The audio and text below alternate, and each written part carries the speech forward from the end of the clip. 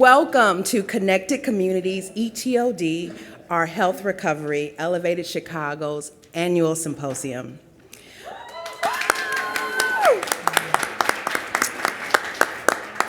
My name is Leslé Honoré. I am a mama, a poet, CEO of Urban Gateways, and my very favorite role is co-chair of Elevated Chicago. Hi everyone, I'm Chandra Christmas-Rouse, the Equitable and Sustainable Communities Manager at Metropolitan Planning Council and co-chair of Elevated Chicago and a proud resident of Green Line South. Hi everyone, my name is Roberto Requejo. I'm the Executive Director of Elevated Chicago, and we have the best co-chairs ever. Well, we are Elevated Chicago. We are a coalition of 15 organizations and leaders advancing equitable transit-oriented development in our city. That is development that is connected to transit, that is walkable, healthy, beautiful, and done for and with the community. 5 years ago, almost to the day, we held our very first symposium to share with the world our vision of a city of connected communities. Today, we will celebrate the many accomplishments of those 5 years, especially some of the most amazing progress that we've made this past year in partnership with all of you. More importantly, we will share our plans for 2023. Before we start, we want to acknowledge that the Chicago area is located on the ancestral lands of indigenous tribes. The Council of Three Fires, comprised of the Ojibwe, Odawa, the Potawatomi nations, as well as the Miami, the Ho-Chunk, and the Sac, Fox, and Kickapoo, and Illinois nations. Today, Chicago has the third largest urban Indian population in the United States, more than 65,000 Native Americans in the greater metropolitan area. To honor these indigenous peoples, let us recall the themes of today's symposium. A healthy recovery must include all people. Let this recognition inspire us to connect all Chicago communities and inform equitable grounding that anchors and guides our work.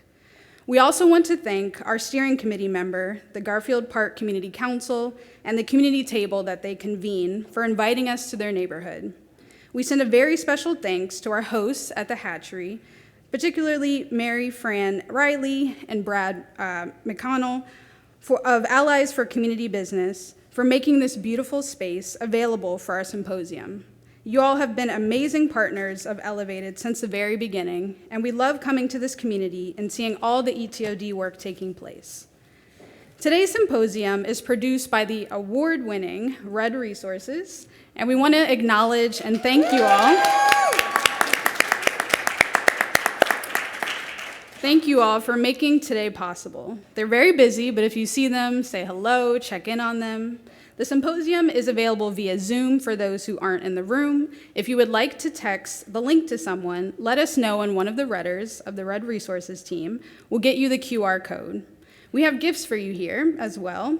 Our printed work plans, our We Believe posters, and our amazing t-shirts designed by one of 4 artists, Janelle Nelson, Joe Nelson, William Estrada, and David Anthony Geary. More to come on that. Lastly, the bathrooms are to your left. We also have masks available, and lunch is provided by Twisted Egg Roll, made right here at the hatchery. And with that, we can get started, and I'll pass it to Roberto. Thank you, Chandra, and thank you everyone for being here today. Before I start, I wanna give a big shout out to 2 people who traveled here on a plane to Chicago in December to be here with us, Catherine and Sandra from the Spark team. Thank you. We are touched. We are touched. They've been our supporters and funders for 6 years, and they made it today, and we thank you. We have 3 amazing guests and Elevated Chicago supporters opening our symposium today. It is my pleasure to introduce the first of them, Andrea Sáenz, the new president and CEO of the Chicago Community Trust. Yes. Andrea is the new president and CEO of the Trust, but she is not a new friend of Elevated Chicago. She has been an ETOD champion for many years, and in her prior capacity as Chief Operating Officer, she ensured that the Trust was a model funder, a model member, and a model home for Elevated.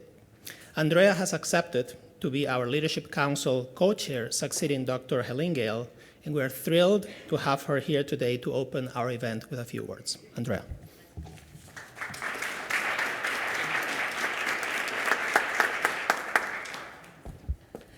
Gracias, Roberto. Good afternoon, everybody. I'm thrilled to be here. It's wonderful to be in person after not being in person with this community for so many years. And I just want to say a couple of things about Elevated and the trust relationship, but really in the spirit of Elevated's commitment to the arts, rather than making actual remarks about our work, I'm going to read a poem in a moment. So just first, I just want to express my gratitude for the work that the Elevated team has led for so many years, so patiently and so collaboratively. And it was wonderful to be able to celebrate a huge accomplishment of that work through the Connected Communities Ordinance passage earlier this year. So I just want to acknowledge what a huge feat that was, and that it could not have been done.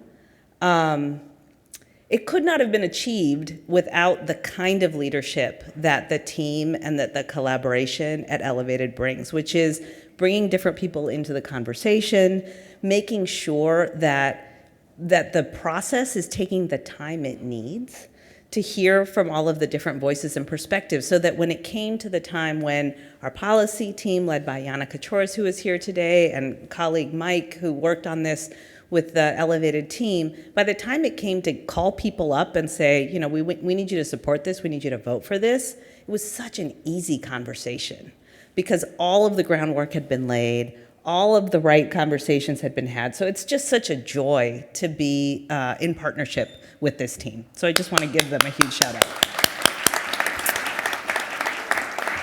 And now I will follow the assignment I was given, which is to read a poem. And it was not one that I wrote because I am not a writer, but it is one that is really important to me, and it's really kind of so special to be able to share this part of myself with this community. I just came back last night from a visit to Ecuador. Quito is where I was born, and I stayed in my old family home there for about 10 days. And it was great timing because I was able to be reminded of the importance of poetry and art to my family in Ecuador. My grandfather was a writer. My uncle, with whom we stayed, is a sculptor.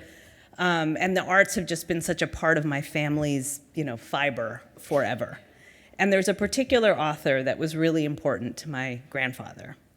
So much so that he gave me a nickname inspired by one of his poems, and it was just part of my life to hear about Federico Garcia Lorca's work. So I'm going to read a poem. It's going to be in Spanish. I tried to think about reading it in English translation. It just sounded terrible. So forgive me for those for whom the words aren't so meaningful, but hopefully just the rhythm of the poem will be nice to hear anyway. And it's from a book of poetry that he wrote when he stayed in New York for several months in 1929. The book is called Poeta Nueva York. The poem is actually kind of an antithesis of what I feel like we're all building in Chicago. It's a real dark view of New York in that period, and the kind of brutality of capitalism in New York at that period. But it's really beautiful. So I'm going to just jump right in now. It's called New York, Oficina y Denuncia. And forgive me for those who do speak Spanish. Spanish is my first language, was my first language, but is no longer my best language. So I'm going to stumble a bit. Debajo de las multiplicaciones hay una gota de sangre de pato. Debajo de las divisiones hay una gota de sangre de marinero. Debajo de las sumas, un río de sangre tierna. Un río que viene cantando por los dormitorios de los arrabales. Y es plata, cemento o brisa en el alba mentida de New York. Existen las montañas, lo sé. Y los anteojos para la sabiduría, lo sé. Pero yo no he venido a ver el cielo. He venido para ver la turbia sangre, la sangre que lleva las máquinas a las carratas y el espíritu a la lengua de la cobra.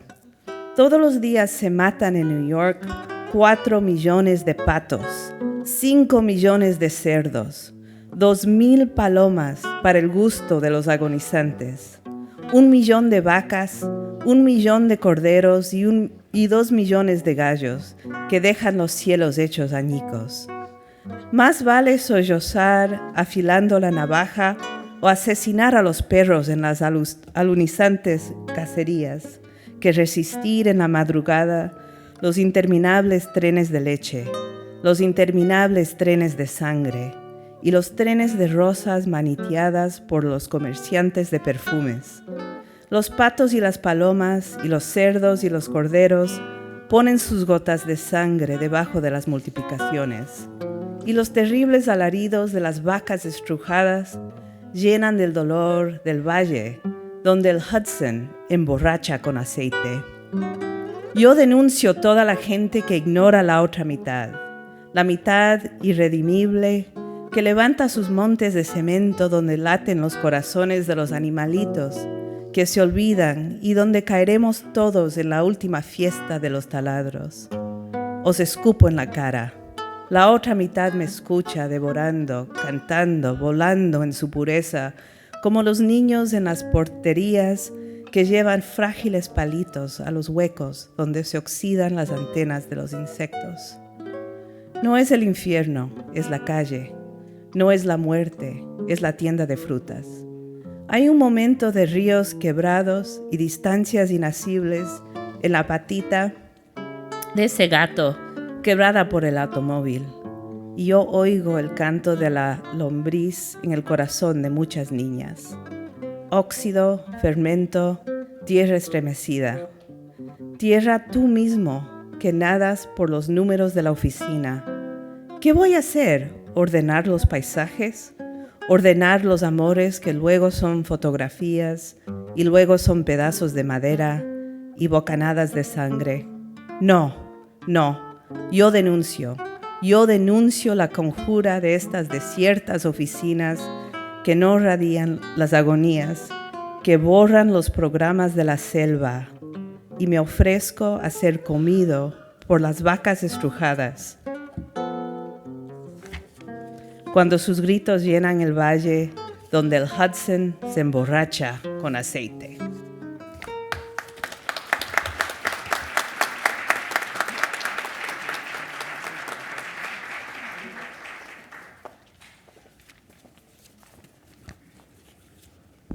Thank you, Andrea. That was very beautiful and very moving.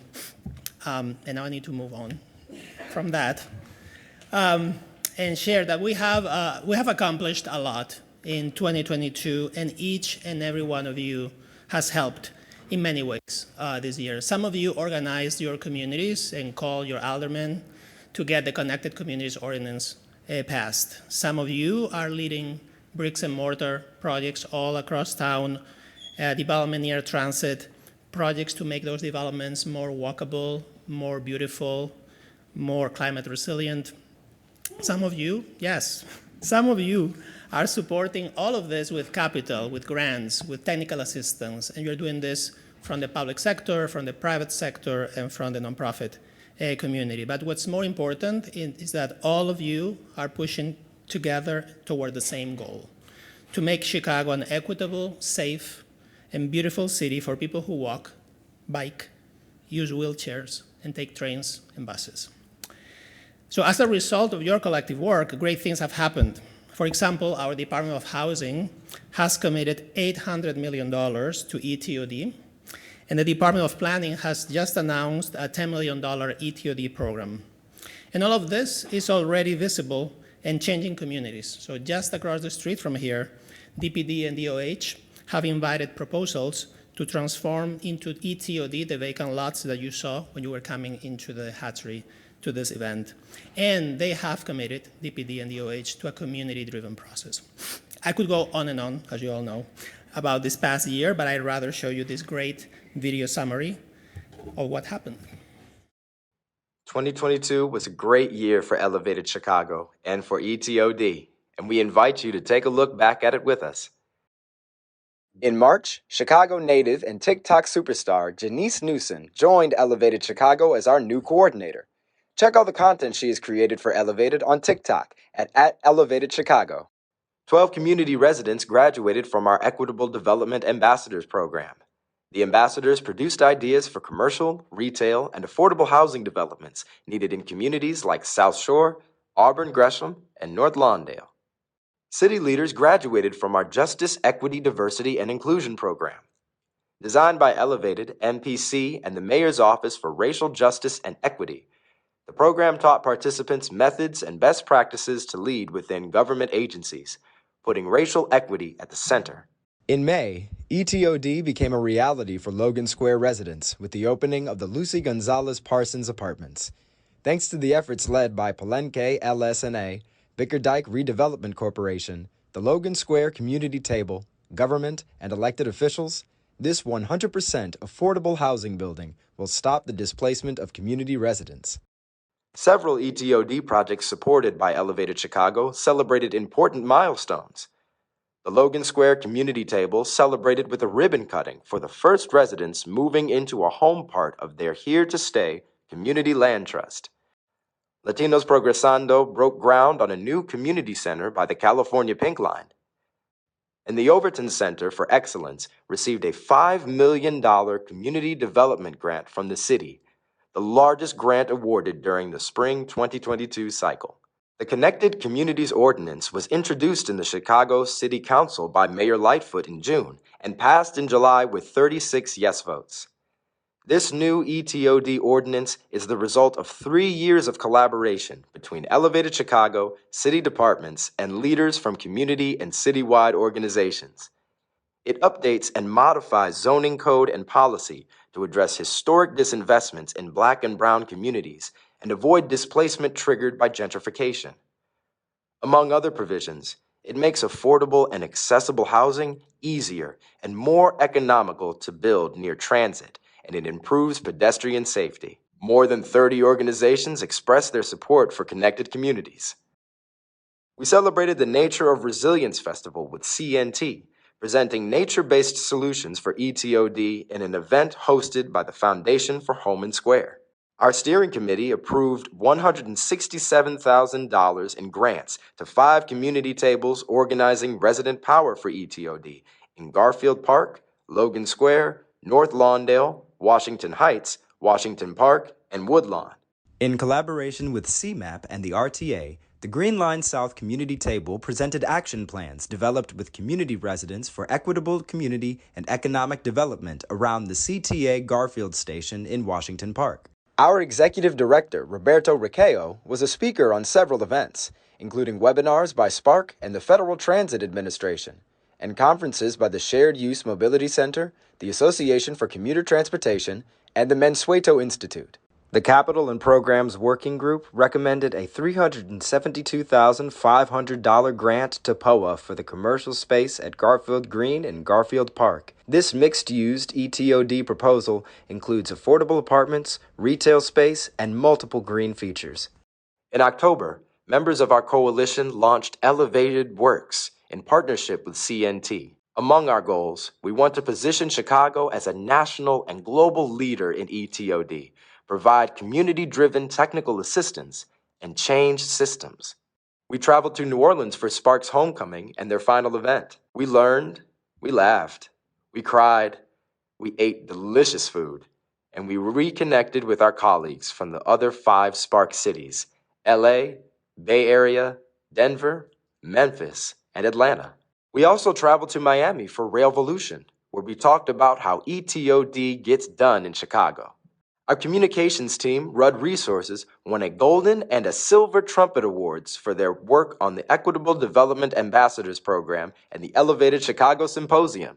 And last but not least, the City of Chicago launched its $10 million ETOD program to provide technical assistance and grants to development connected to transit across our city. We want to thank the support you have given us in 2022. And we look forward to your support and more ETOD wins in 2023. I will be in 2023 and beyond. That was such an impressive summary. Trust me, there was a lot more we could have put in, but everyone at Rudd Resources would have killed us if we asked them to put one more slide or one more video in what is already such a wonderful breadth of work. So we have many of our other members of our leadership council here today leading the city, the country, and our region towards equity. We want to say thank you for your leadership. Thank you for your participation. Thank you for always being such great partners to us in this work that we are doing together. And all of the accomplishments that you've seen are only possible because thanks to the power and collaboration of our steering committee members who are here today. They are our heart, our mind, our soul, familia in the truest sense of the word. We are community organizers, affordable housing developers, policy and advocacy groups, artists, public health experts, climate change warriors, working all together to make equitable, transit-oriented development a reality in our city. Lastly, we want to acknowledge the funders that make Elevated Chicago possible, particularly 3 of them. First, we would like to thank the MacArthur Foundation for being the funder of this symposium for the past 4 years and for joining us today. We really appreciate your commitment to this work. Second, we want to say farewell to our founding funders, the Spark Network, Strong, Prosperous, and Resilient Communities Challenge.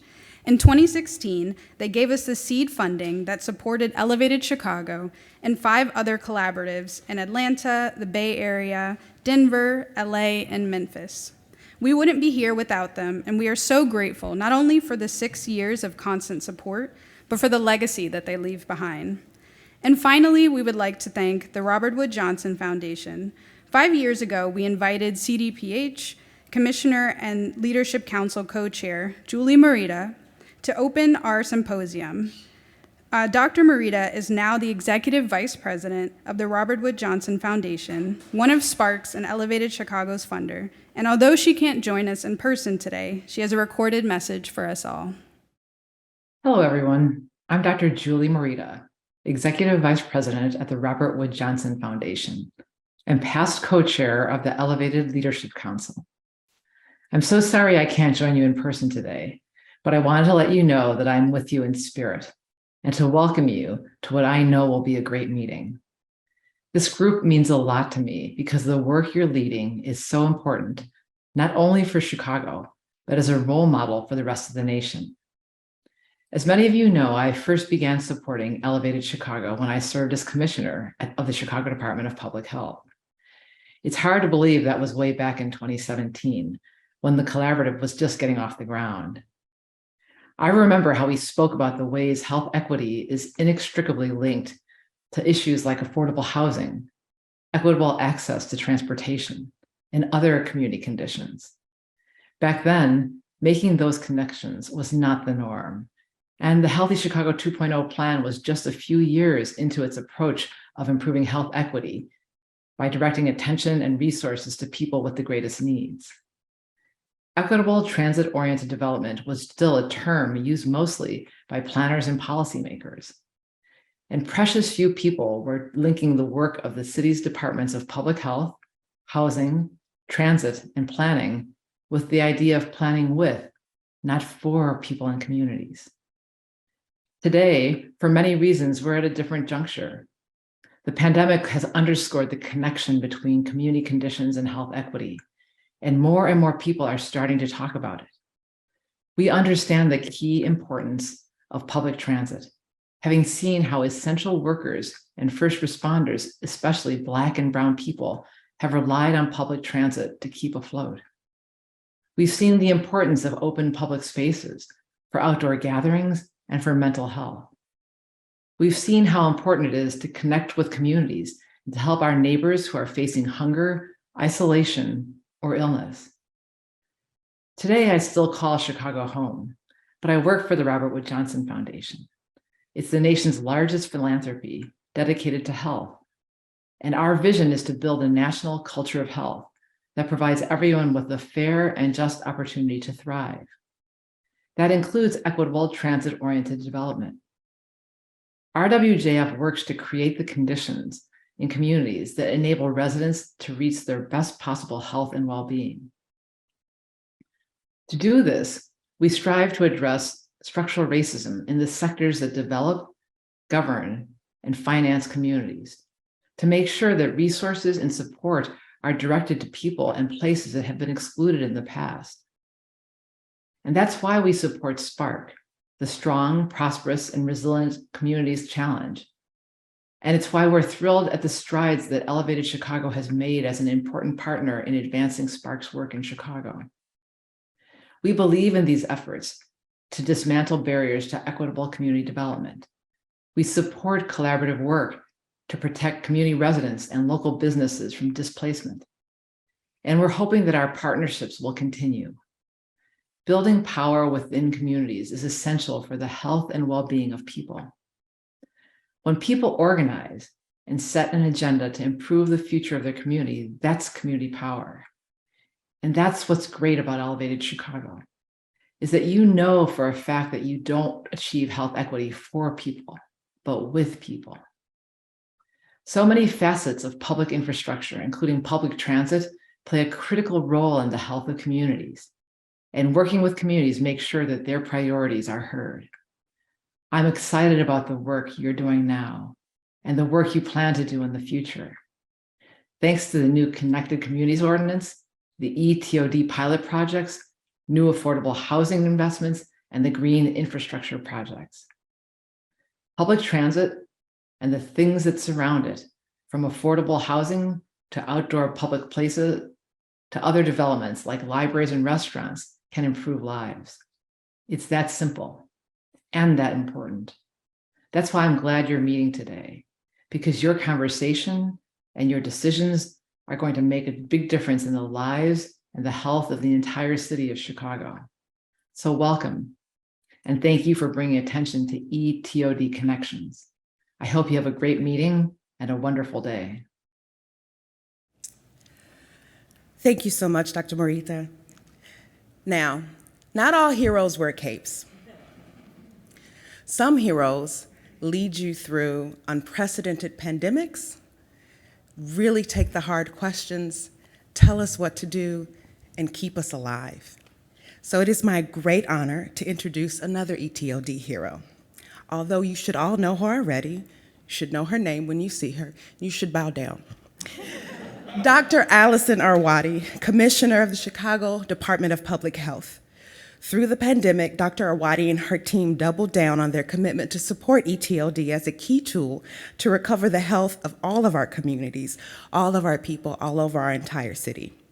As co-chair of the Leadership Council, Dr. Arwady has been instrumental to helping us change systems within, using her department as a laboratory for innovation and leadership in equitable policy.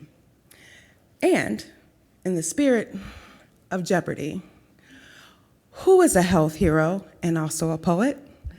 Dr. Arwady.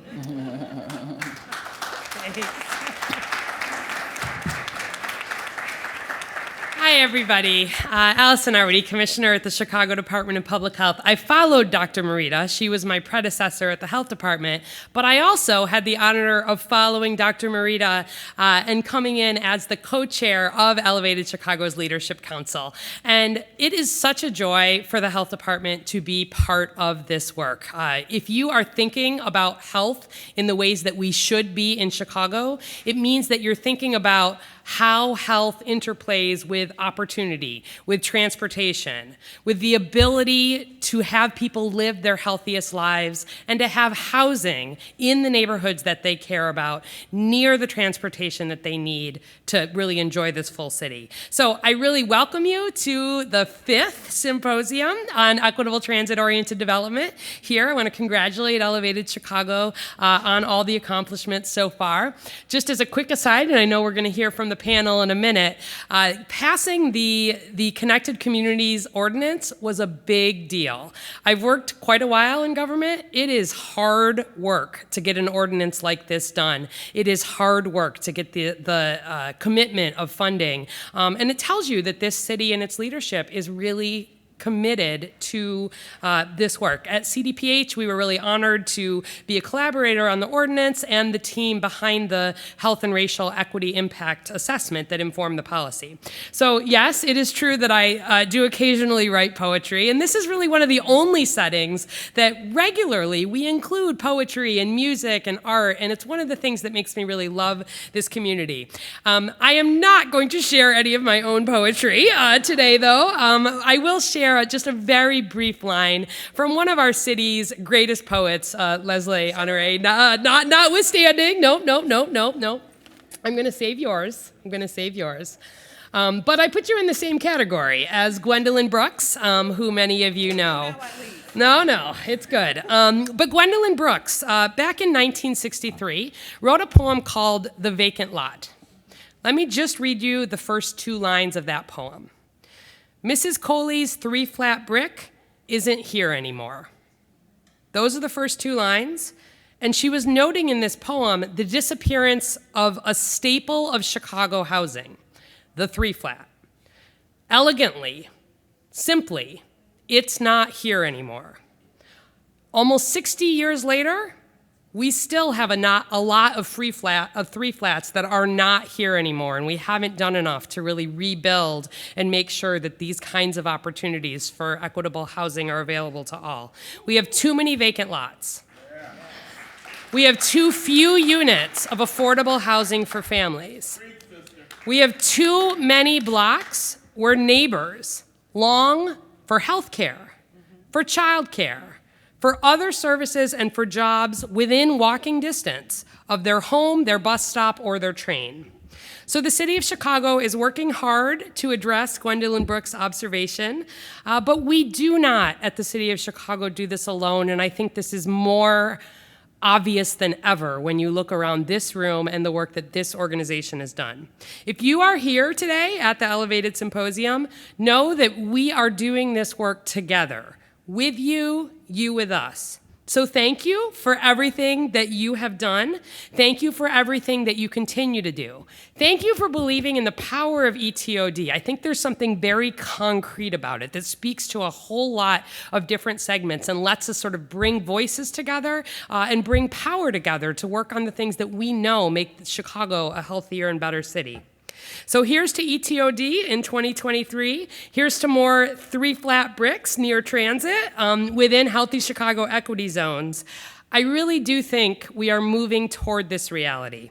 So thank you again. And, I really can't read my poetry when people like you are standing in the room. So instead, I quote Gwendolyn Brooks. Thanks so much. Have a really good day, everybody.